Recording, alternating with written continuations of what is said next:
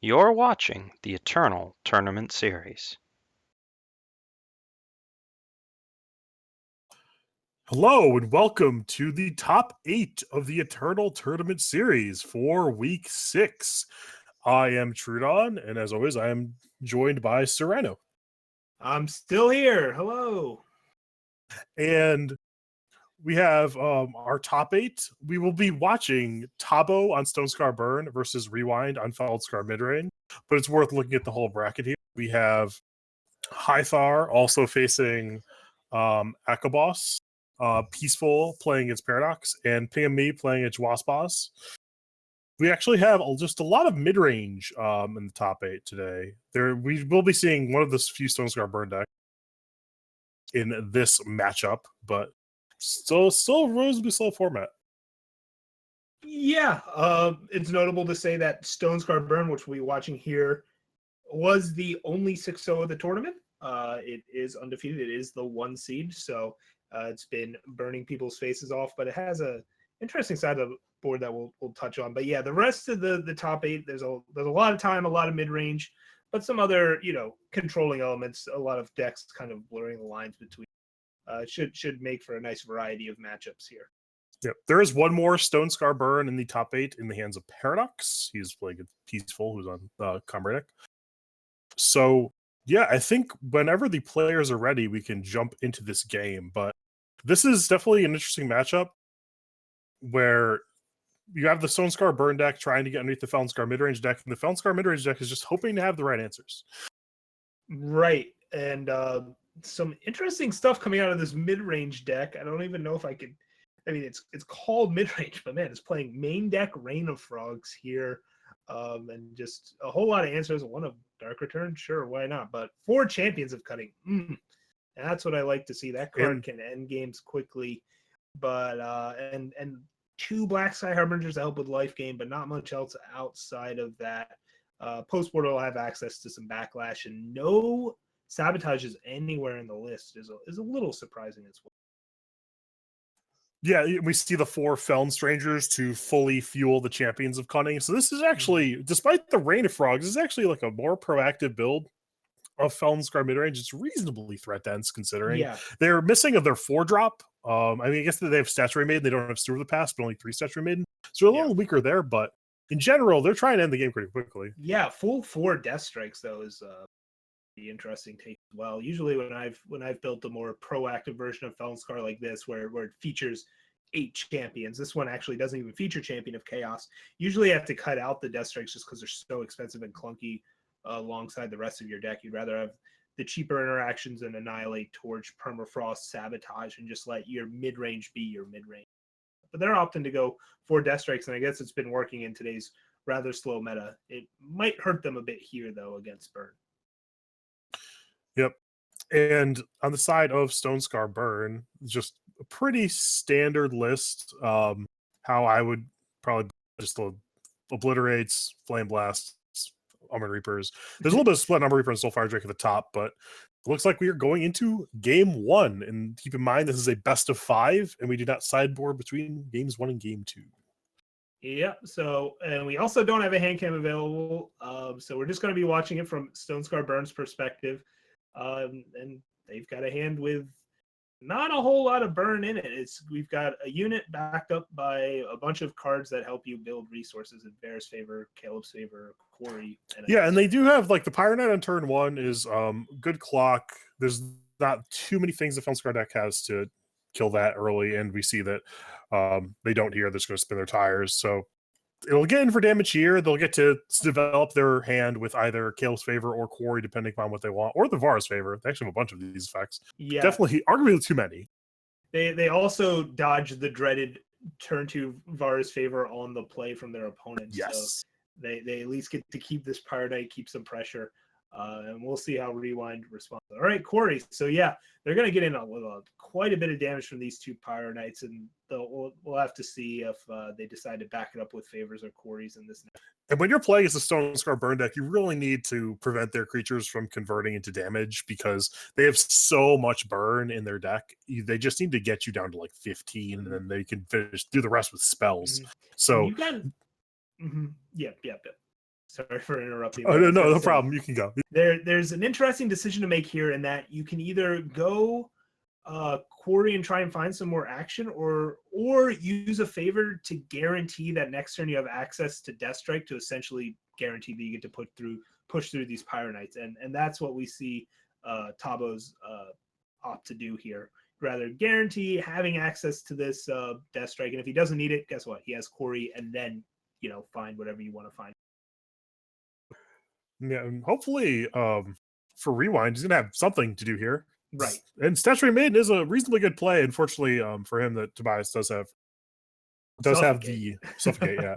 Yeah, doesn't even have to use Death Strike here. So now Tobias can go Quarry, still use Suffocate, and hold up Torch, and depending on what Quarry finds, do even other things. So yeah, Rewind is taking a lot of damage from these Pyro Knights. It's a rough go of it here. And the old Quarry into Quarry. Classic. Yeah. Well, it's always the best kind of Quarry, is Quarry into Quarry. So now he has to choose whether to Quarry again or hold up Torch. I like Quarrying again. Yeah, there's nothing the Felonscar deck can really play that you care about torching on their turn. Right. So this Suffocate's going to come down. They're just going to get through for another 4. They already have 9 points of burn in hand, an opponent who's at 14, so they just need one more spell. Yeah, basically, not counting the fact that their opponent does have Black Sky Harbinger. Now, granted, it's only 2 Black Sky Harbingers, so the odds are still kind of low to see one. And yeah, Rewind does have at least the Aegis on this Champion of Chaos, so it's kind of hard to answer here super cleanly, but you still can Torch Obliterate it. Then you're using a lot of burn. You can Varus Favor it, but then you can't kill it this turn. So this is a pretty good play from Rewind, all things considered, considering how bad it looked last turn. This a 5/5 flying Aegis is a hard thing to deal with this hand right now. Yeah, from Tobias' side, it's certainly awkward. I'm pretty sure that I'm just going to Varus Favor, and then actually, so you could Varus Favor face like you did, and then attack in for 2 damage. It goes to 10, and then you're 1 short still, so that doesn't do anything. Yeah, but I guess he's just going to go face. You could have also torched Death Strike, right, and still held the Obliterate, and then hit for 4. Wow, Rewind found those Here Varus Favors.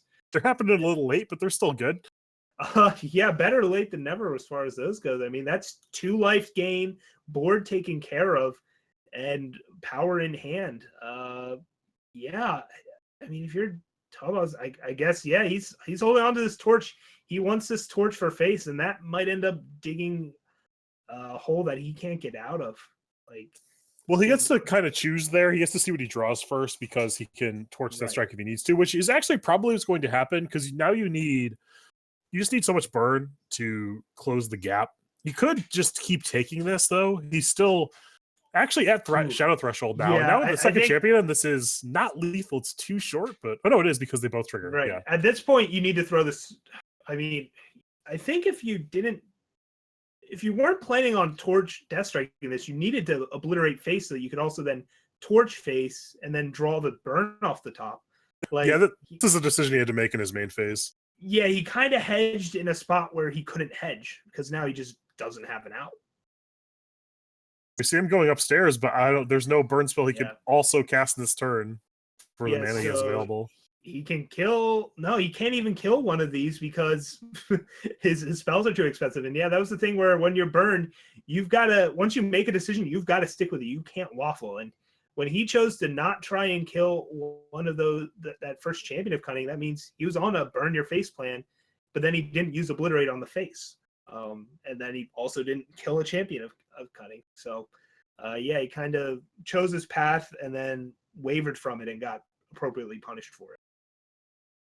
Yeah, it's one of the more challenging things when you're playing an aggressive burn deck, is knowing when the burn needs to go to creatures or when it needs to go to face. And when you decide one, you generally need to commit to it, because burn you send to face doesn't actually do anything in and of itself. It does, like, your opponent being at 1 or 20 doesn't matter. They're more than 0.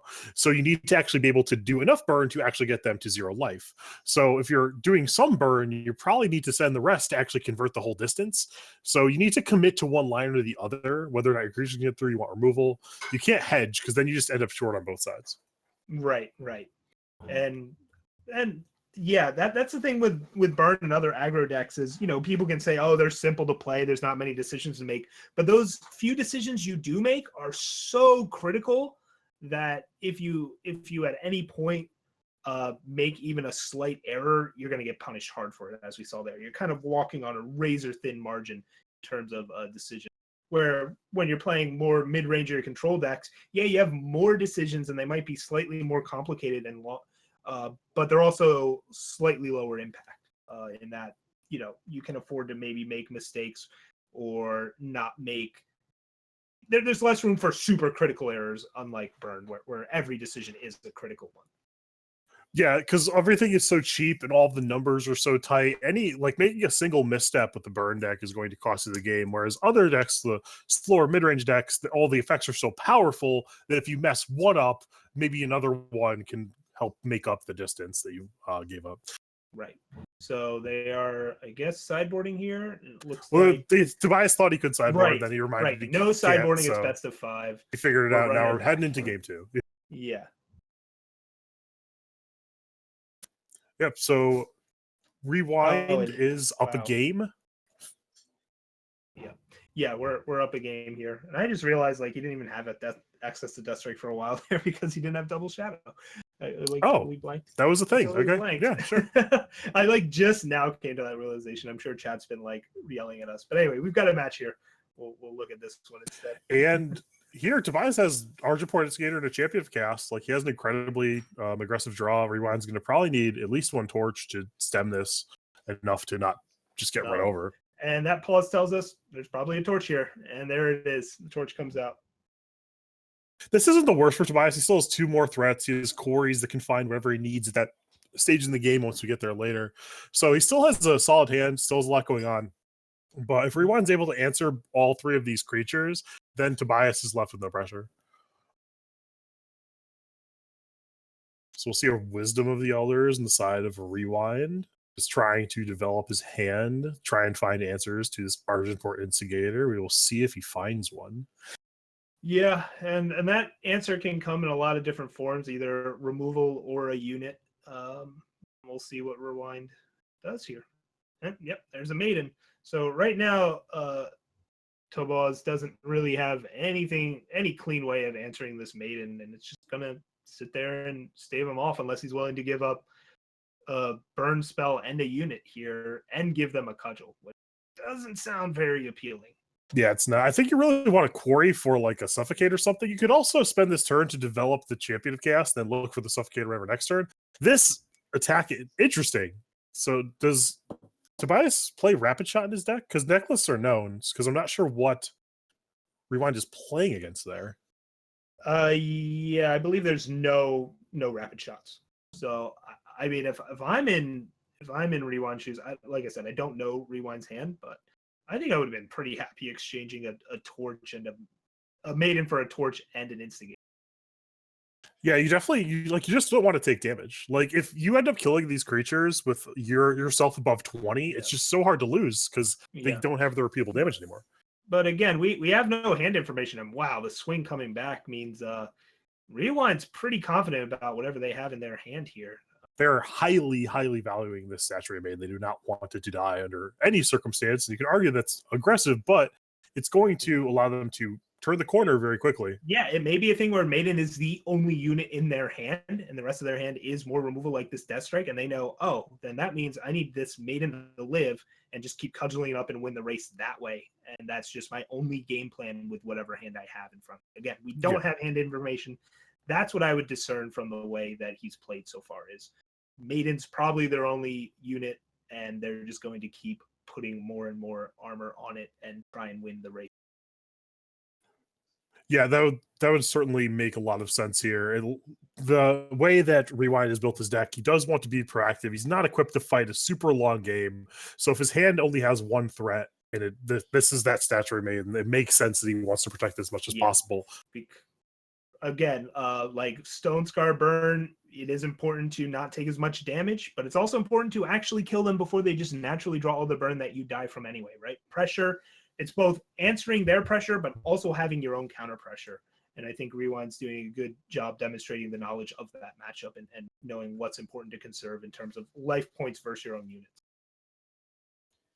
Yeah, definitely. It's an interesting balance. I think that this is just such a bad spot for Tobias because he wants to play the Omen Reaper, but the Omen Reaper doesn't get its Death Rattle trigger or its Entomb trigger, rather. Sorry, because of the Statuary Maiden being in play.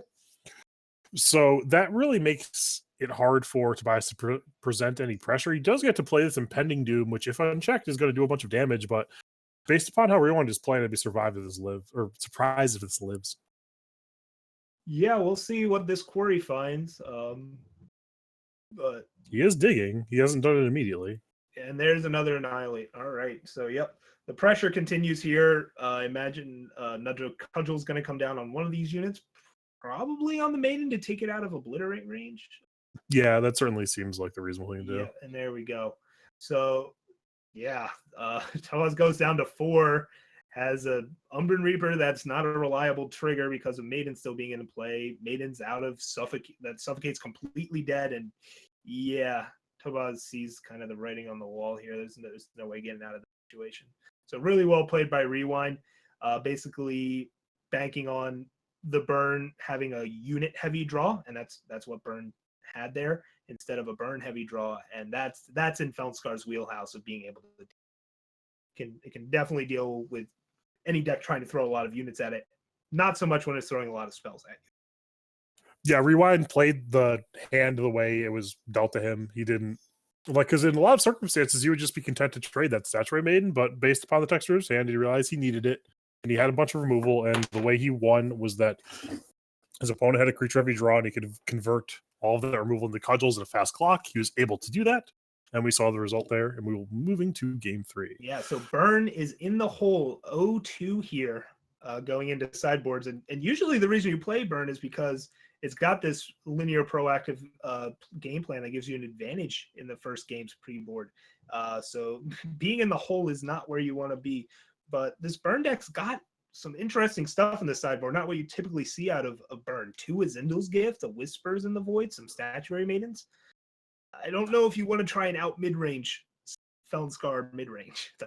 Yeah, we talked about this last week, and like other Stonescar decks had similar sideboards that they slowed down a lot, which I generally disagree with, because the thing that Stonescar is good at is doing a lot of early damage with Argent Port and Champion of Chaos, and then closing the gap with all of their really powerful burn spells. When you dilute all of that, you just become like a worse mid-range, like a worse Comrade deck or a worse Feldscar deck. Like, they do the late game stuff better than you. You don't want to fight them on that axis. You need to accentuate what you do well. And things like Wizards of the Void, and Azindal's Gift don't do that. So I would expect those to not come in. Things like Sabotage reasonable. Those take out answers that could potentially deal with the creatures. You want the creatures to live to do repeatable damage, so I'm behind that. But outside of that, I don't see a lot I'd love to bring in. Yeah. I just don't think you're changing much other than, like a Sabotage coming in, just to maybe disrupt their removal and be more creature. But yeah, you're Burn. You're either going with a transformative sideboard plan or you're not changing anything, and that's what we're dealing with. Looks like we've got this next match lined up. And what from the Feldscar side, we didn't really talk about their sideboard. I imagine a Black Sky Harbinger and maybe some backlashes come in. That's like yeah, I'd like the backlashes. Get security against Burn. You don't really have a game against that other than that. And yeah, the Black Sky Harbinger, not really interested in. Maybe Statuary Maiden comes in, but not a huge amount of stuff. Maiden. Yeah, that's fair. So we do see that like the Rain of Frogs come out. Yeah, Rain of Frogs definitely coming out.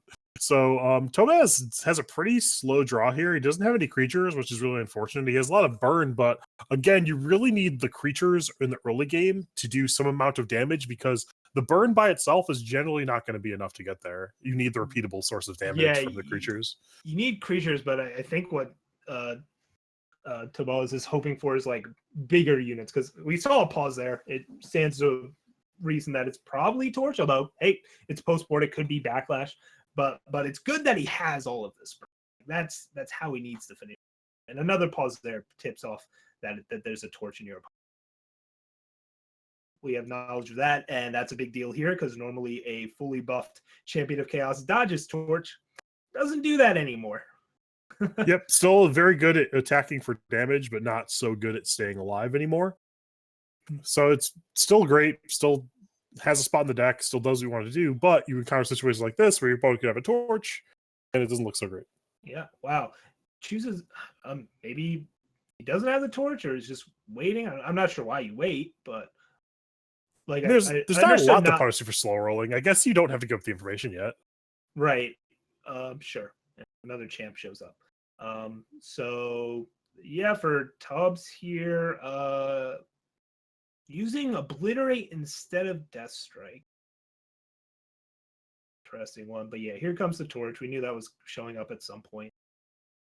Yeah, I don't hate using the Obliterate over. It's more mana efficient for whatever that matters. But again, like, really need that to go face. Like 6 damage is a pretty big opportunity cost. And there's not a lot of threats in your opponent's deck that Death Strike is a good target for. It's really just those maidens and the champions, but the champions have Aegis. Right. So yeah, this Death Strike could very easily just not get played this game, or at least not get played in a profitable fashion. Yeah, I'm just thinking when you have a handful of that much burn, you kind of need to maximize the burn in this matchup and use Death Strike to actually remove a unit. Yeah, I'm inclined to agree. I would have liked to see the Death Strike on the statue maiden, thinking about it more. But at the same time, they're getting a cudgel out of that maiden, so I guess you're saving the Death Strike with that knowledge in mind, right? Like, oh, I need Death Strike to kill whatever ends up getting the cudgel. And here we see like the proactivity of Rewild's deck paying off, as they went like Saturate Maiden demanded an answer, and now they just go Champion of Cunning into Black Scare Harbinger, and now Tubbo's on the back foot. He is now not in a position that the Stone Scar deck is equipped to play from, where he has to use removal spells, try and stabilize, use all this burn on creatures. Not the way you want things to go from the Stone Scar side. Ooh, Sabotage, a nice draw off the top here, and get some information, and then all right, bunch of Annihilates and a Quarry is a hand you can beat. Honestly, you do have to choose if you kill the bigger flyer or the lifesteal flyer first. It's interesting to give. Actually, I don't hate giving him the option to block. You could Death Strike if you don't want to tap in. So, not using Death Strike main phase could come back to haunt you if they did actually board in a backlash. Yeah, which they likely did. It is something you get punished for. It's unlikely, but there's also not a lot of reason to not main phase it. It's a low chance to get punished, but it seemed like there was a pause there, which there shouldn't have been if your opponent drew a blank, right? Because there's 2 Annihilates. That has no targets. Okay, they drew a torch. That makes sense. So Taba's not getting punished too harshly there for slow rolling the Death Strike, but I don't think there was a good reason to do it. It was mostly from my perspective, like if you're going to Death Strike there, you might as well. And Bear's Favor means he gets to preserve those Annihilates for other targets. Yeah, so now Tobaz is in a spot where he needs to just draw a bunch of running burn or draw a multicolored threat like Champion of Chaos that he knows can dodge the 2 Annihilates. That's really the only multicolored threat in his deck, though, and he's already played 2. So Tobaz is not a great spot. Yep. But he draws more burn. It's low impact burn, and you don't want this card drawing cards, but you also are not going to win if you use this Flame Blast on a. Yeah, this Flame Blast is only going upstairs. It's never going anywhere else. If anything, I would have used Flame Blast on face right there, actually, to give myself an out to Flame Blast the next turn. Because I mean, they're at 15. Flame Blast plus Torch plus another burn spell should kill them. I would expect to see at least a Torch on end step here to the face, but I guess not. I guess you're now with the numbers adding up, you want the Flame Blast save for 9 because 9 plus 6 is 15. Yep. I would you probably just fire off both torches on end step here, hope to rip a power that's lethal. Yeah. Like, I don't know where these torches are going. Like, you're not killing the spell stranger. I think you got to go face here with everything. More pauses. We know there's no Annihilate target, so those pauses mean something else. Whether it's gotta be Torch or Backlash, right? Yeah, Torch or possibly Backlash. Wisdom of the Elders, but I assume he would have main phased that. Yeah, because he has a lot of practice threats. Wisdom. So, all right, here we go. Do they have the Backlash? There's the undepleted power. You get to see. Oh, just no Backlash. Oh, no, okay. All right, so that game goes to Burn. Burn goes to the face. Well done by Tabas there, realizing that, hey, if I draw torches, I actually do want to wait on this Flame Blast. Again, could have gotten punished by letting them get a couple more draw steps. And I was thinking along the lines of, oh, I need to draw another Flame Blast or Obliterate. And they were thinking along the lines of, I want 2 torches to also be lethal. So well done there. I tell I was figuring. Yeah, really, really well played. Coming back from a spot that he wasn't really favored from, but the Felnscar mid-range deck has a lot of situational removal. The Annihilates didn't line up right. He just died with 2 Annihilates in his hand. Yeah. So stuff like that'll happen sometimes. Yeah, that kind of goes back to the point of Tobos really wants as much burn in this matchup and as little units as possible. You saw us to play all the units post board, but that game kind of demonstrated like Felnscar can interact with your units, can't really interact with your burn unless they draw those back. The burn's generally getting through. Mm-hmm. And we see here Tobaz is a pretty good draw. He has like 2-3 drops. He could either end step Cabal Countess or play this champion, whichever one he decides to do based upon what he sees. Mm-hmm. And he has 16 or 12 points of burn, Almond Reaper. If he keeps drawing power to cast all these spells, it does a lot of damage. Yeah, I think what you do there is if you don't draw power off the top here, like he didn't, he goes champion. If he did, I wouldn't have been surprised to go Countess. And yeah, wisely plays the banner pre-com to get 2 extra points of damage. And hopefully Rewind, notably, does not have a source of fire yet. Lightning Strike, though, does get to take out fully buffed Champions of Chaos. So that. But Cabal Countess is one of the better cards this matchup. Any ambush threat that forces them to do stuff on your turn is just really good against control decks that are like looking to respond. So actually now because Rewind played the 2/5, Tomas just gets to play the Countess, ult the Countess, and attack through. Although he did just draw a Suffocate, which changes that. Now he doesn't need to ult the Countess, although he still will. Yeah, he'll still ult the Countess. Notably, Rewind did find a fire source here, so Torch is live to kill this Countess now. Wouldn't be shocked to see that come out here. I think we've been seeing pauses. See what happens. Yep, there's a Torch. So yeah, Countess sometimes is good to get in for 6 damage against this deck, but it can take up a lot of your power, and it also just could sometimes get cleaned up by a Varus Favor or a Black Sky Harbinger. So yeah, it's nice that it can get in spots, but sometimes it just ties up so much power. And now Talbaz is a little behind, but wow, Rips those are some good cards to end a game with. Let's just say that like all these 5-mana cards are probably going to get in 5 damage each, and then that would put Tobaz at 3.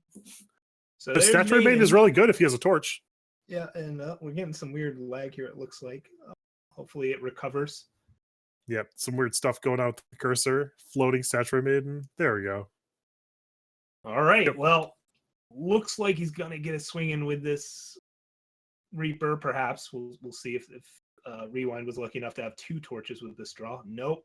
But didn't opt to play the Dragon. Now you're kind of locked into obliterating, right? Yeah, but I guess now you obliterate the Maiden because that unlocks the power for the Reaper. So I'm fine with that. Like it unlocks the damage for Reaper instead. I'm not sure if I would have obliterated. Well, I guess yeah, because if they have the torch, well, either way, you're still obliterating the Maiden. So I guess you would just. I'm not sure. Anyways.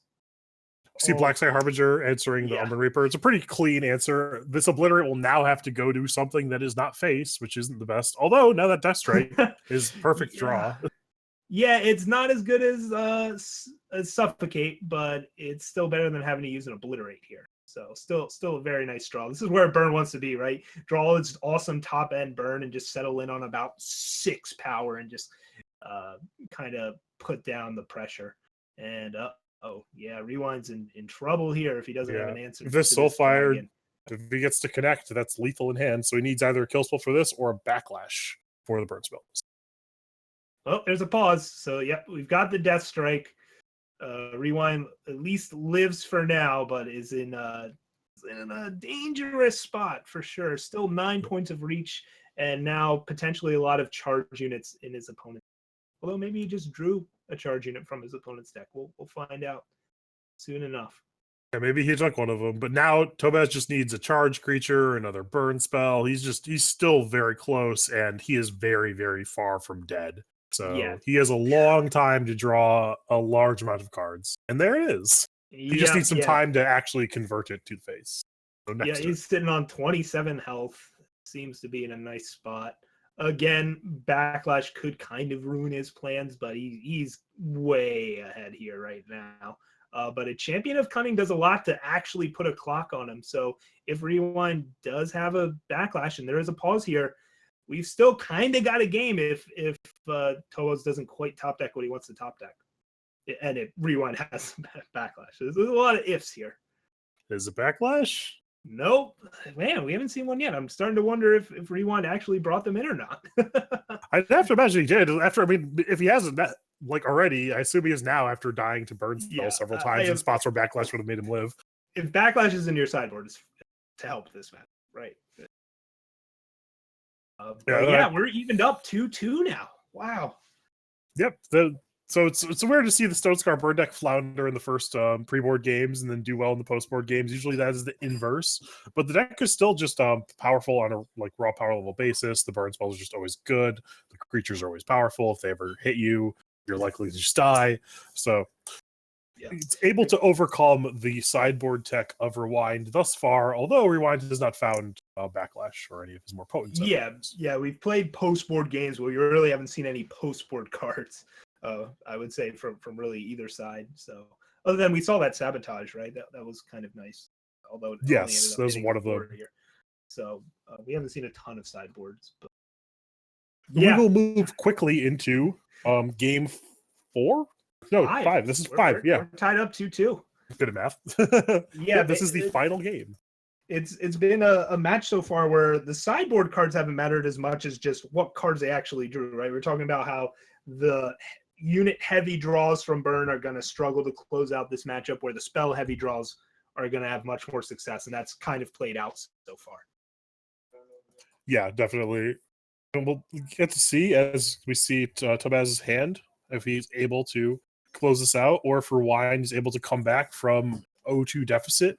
This hand from Tobaz is pretty good. He will need to find more power at some point, but he does have the Kilb's favor to play after this Argent Port to start making some headway. And it's not just more power, but more shadow. He only has one shadow source for this triple shadow requirement, Umbran Reaper. But in the meantime, he'll have lots of other things that he'll be able. But it is a concern that he can't cast this Umbran Reaper and is really far away from it. Yep. So we will probably see the Argent Port come down, and we'll see if Rewind has a torch for it. No, he does not. So this Argent Port is likely to come in, unless there's a Lightning Strike. Yeah, Lightning Strike or something like that could happen. Wisely playing the banner pre-combat. Okay, so Rewind's got a slow one here.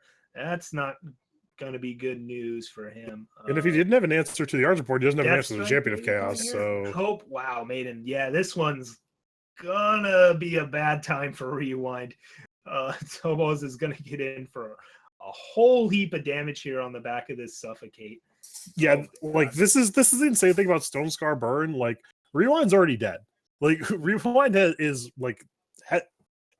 has all of the lethal damage in his hand. Rewind's already dead. He just needs to cast it. And that's why, whenever you get to attack with these creatures for damage, it's just brag picking.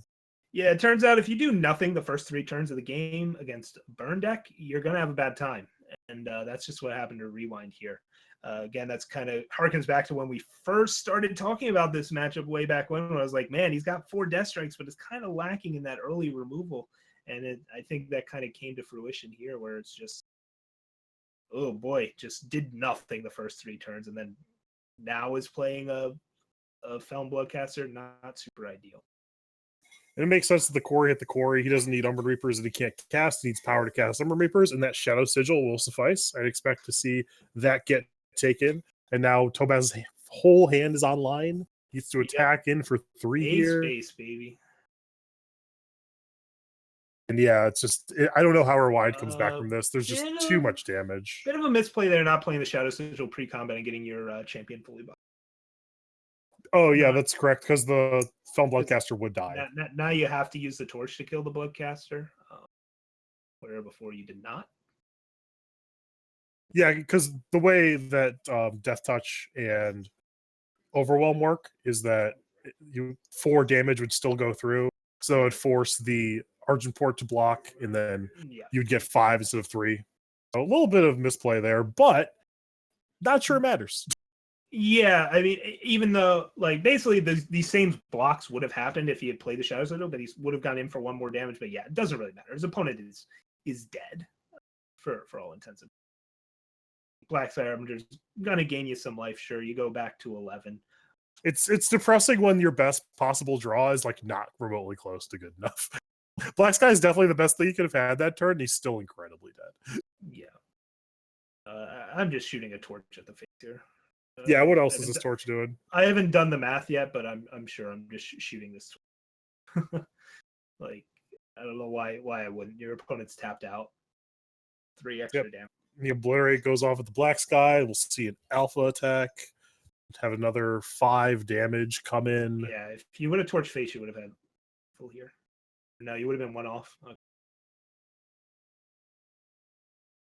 Yep, so Rewind is technically still alive, but he's kind of just the Walking Dead at this point. Yeah, he's still yet to find a removal spell for either of these units, which is incredible, but that can happen. And this Felon Bloodcaster is just sitting here pretending like he's useful, but I guess this might be the game where Rewind actually has a handful of backlashes, and it doesn't matter. We'll find out soon enough. Yeah, that would be what happens, right? Well, it's just all right. you draw all the Lightning backlashes Strike. where they're not good enough. I mean, Lightning Strike backlash keeps him alive for a turn. I mean, yeah, he wouldn't die this turn if he has the backlash as well. He would still have to contend with an Umbran Reaper, Champion of Chaos, and a Cabal Countess, but he would not be dead. So he's just going for the kill here. I think you could argue that it's better to just actually torch finish off the Bloodcaster and play more threats, but Rewind doesn't have a backlash. Didn't even have it, didn't even matter. Comes back from the 0-2 hole to get the 3-0 reverse sweep for Stonescar Burn here. Wow. And then Tobas, so Tobas wins that game. Going from 0-2 to 3-0, running over with Stonescar Burn. We do have a backup match in the other side of the top 8 with Ping on Me versus Joas Pas, and we will get that up momentarily. And when the players start, we can jump into that. All right, so that'll be Xenon Control versus Shadow Combre. Very similar decks. Really trying to do the same thing with mostly the same cards, although Pingami does have access to Harsh Rule, Valkyrie Enforcers, the green cards. But in general, same stuff going on here largely. Both slow decks with potent endgame threats, Mystic Ascendant, very important. So largely a mirror. I assume that the biggest difference is that Joas did not have like dead Harsh Rules in his deck game 1. Yeah, I mean, you can say it's largely a mirror, but man, the last word is a powerful card against a deck with little reach. That is true. Like the last word is one of the better cards in the mid-range / control mirrors. It is incredibly powerful. If you ever get to a point where they only have single creatures or can only play single creatures, they're kind of hard locked out of the game because they just get their thing killed every turn. And we do see we're jumping. The actual lock is. Oh, sorry. Yeah, we're jumping into the game now. Yep, this is game 5. This is the deciding game. We do see the Zendel's Gift there from Pingami. It's a card that is. It's interesting in these matchups because there are frequently ways the game can play out wherein they actually get to unload all their threats and the game is like taking place a lot. And then you play Zendel's Gift and they don't have a hand anymore. It doesn't matter. But generally, you're going to find a spot for it to get some amount of value, especially if your opponent gets stuck in power or something. The real power of Zendel's Gift is when you compare it in a deck that has, for instance, here, Harsh Rule, where if they are slow rolling threats and hoping to play around Harsh Rule, Zendel's Gift tells them they can't do that anymore. And then they have to dump their hand of what they have, and then you Harsh Rule, and now they have no board and no hand, and you're a pretty good spot as a control deck. On the other end, Zendel's Gift forces them to dump their hand, and you get to use like the last word and not worry about ambush units and stuff like that. So both sides can leverage having the knowledge of just your opponent can't interact on your turn. I imagine both of them have access to decay. So there's going to be a lot of weird dances with these gifts and everything else. It should be a very interesting. matchup as far as that goes. And it's interesting to see if Pygmy fires off the Subvert here. I would advise against it, and he doesn't do it. You want to wait until later in the game when players have played all their power and actually have cards in hand that do things before you Subvert, and he smartly does so there. Right. So, we're just going to do the old develop our resources thing. Subvert, it could be nice that it hits a power here. You might get to gift sooner, but ideally you just, this game's going to go long.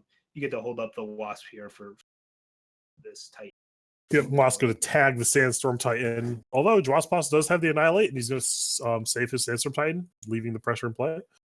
Yeah, so now Pygmy has basically the same decision to make. Can go with Scorpion Wasp number 2 or try and use Subvert to actually get power here. Now you have 2 gifts. I mean, this is more likely to this is the downside of running multiple gifts in a non-blue deck, or just running gift at all in a non-blue deck, because you have to run multiple, and if you ever draw multiple, it's really bad. Well, it's really bad unless your opponent's actually running Decay. But the really bad thing here, and his opponent can run 4, is that you're behind on board and resources. Yeah. And Zyndel's Gift could help him catch up, at least in the resources department here, if you find more power, and Subvert help by grabbing a Death Strike. But this is an interesting pot. It seems like Waspas now might also be stuck on power. We'll see what happens. Unfortunately, we don't have the hand cam for the seating. Yeah, we unfortunately don't have the hand cam for Waspas. But we'll see if this Scorpion Wasp gets to get any value here, if this Titan's actually going to come down. The 7th power acquired, but not of the undepleted variety. That is the problem when you run a bunch of seats and in a 3-faction deck. You're going to draw depleted power. It's going to happen. It's harder to cast 7 drops on turn. Yep, and my feed of Pygmy lagged for a bit, so I was a little bit behind there, but I think I'm caught up. So we should be good for now. And Waspas might be in trouble here unless he's running multiple Decays in his hand right now. This gift is about to show up. Yeah, and he has, Pygmy has the gift harsh roll combo, so he should be able to put Dwaspas on nothing unless Dwaspas has the Decay. He really, really needs it to not just be dead here. Mm-hmm. Well, Waspas has some sort of fast spell. This wouldn't be a window for Decay. All right, using a Death Strike. Kind of is telling that there's no Decay in hand. Because I don't think you'd be quite worried about this board. Yeah, this is just a telegraph of, okay, my hand is gone. Might as well throw some things out there. Yep, so this is what Gift does.